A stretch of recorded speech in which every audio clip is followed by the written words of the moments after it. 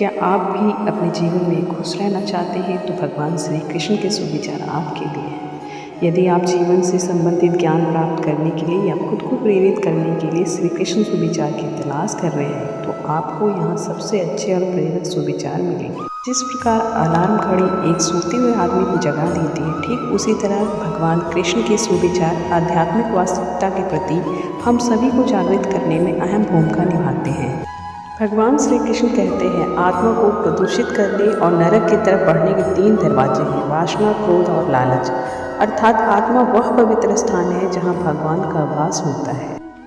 अगर इस आत्मा को वासना, क्रोध जैसे गंदे विचारों से भरते हो तो आत्मा रूपी मंदिर ईश्वर के आशीर्वाद से खाली हो जाता है और जहाँ ईश्वर का वास नहीं होता है वह नरक के समान ही तो है।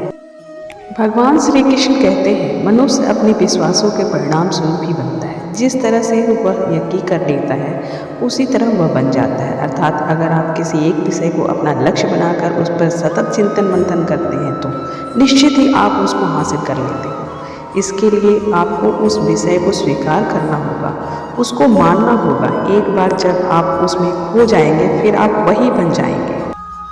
आगे हमारे प्रभु ये कहते हैं, असली खुशी की कुंजी यही है कि अपने मन से इच्छाओं की बोझ को हल्का कर दो। अर्थात केवल एक बात, अगर मेरी कोई इच्छा ही नहीं तो मुझे किस बात की चिंता। किसी के पास कुछ होने और मेरे पास न होने का दुख इसलिए होता है क्योंकि मैंने भी उस चीज़ से दिल लगाया जो मेरे पास नहीं है और वह मैंने किसी और के पास देखी। जिस दिन मेरी इच्छाएं खत्म हो जाएंगी मेरी सारी चिंताएं खत्म हो जाएंगी। प्रभु इसी संदर्भ में आगे भी कहते हैं, कुछ पाने की चाहत आप जितनी अधिक रखते हो आप उतने ही निराश होते हैं। अर्थात अगर कुछ मिल जाए तो खुशी का ठिकाना नहीं, अगर कुछ ना मिले तो दुख का पहाड़ टूट पड़ता है। ये हमारी चाहत ही तो है जो परिस्थितियों के अनुसार हमको बार बार विचलित करती है। क्यों ना कुछ ऐसा किया जाए जिनसे हमारी सारी चाहत खत्म हो जाए, फिर कुछ मिले या ना मिले हम निराश नहीं होंगे। आगे भी प्रभु कहते हैं, आपको जो करना है उसी को करो, घमंड से मत करो, कामना से मत करो, द्वेष भावना से मत करो, बल्कि प्यार, दया और विनम्रता से करो। अर्थात आपको क्या लगता है आपने जो किया है उसका परिणाम वही मिलेगा जो आप सोच रहे हैं। अगर आपने अपने कर्म मार्ग में अहंकार, ईर्ष्या, वासना को शामिल किया है तो आपको प्रतिकूल परिणाम मिलेंगे।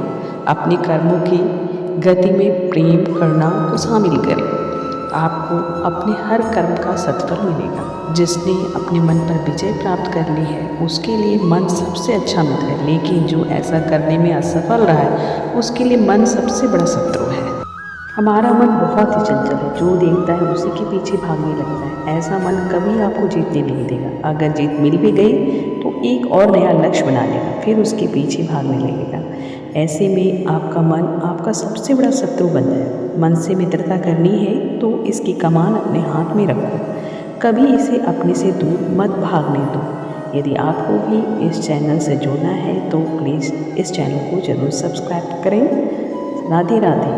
हमें अपनी सोच हमेशा सकारात्मक रखनी चाहिए कि जो कुछ भी हुआ वह अच्छा था, जो हो रहा है वह अच्छा चल रहा है, जो होगा वह भी अच्छा ही होगा।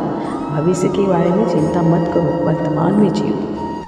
भगवान श्री कृष्ण अपने सुविचार के माध्यम से कहते हैं कि जहाँ पर प्रेम का वास होता है वहाँ उनकी उपस्थिति प्राप्त की जा सकती है। क्लेश, ईर्ष्या, द्वेष में ईश्वर का कोई अंश भी नहीं मिलता है। इसलिए अपने विचारों और वातावरण को प्रेम से भर दो। हरे कृष्णा, राधे राधे। आगे भी ऐसे ही सुविचार सुनते रहने के लिए इस चैनल को ज़रूर सब्सक्राइब करें, लाइक, शेयर और कमेंट भी साथ में ज़रूर करें।